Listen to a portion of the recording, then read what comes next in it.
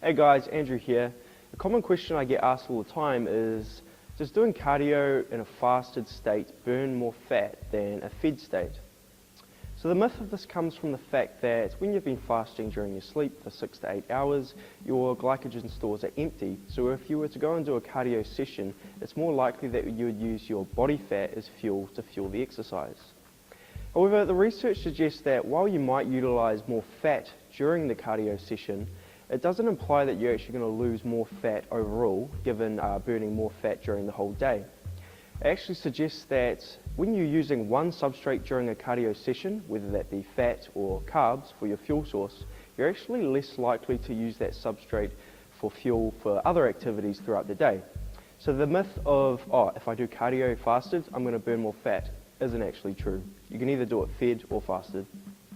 Cheers.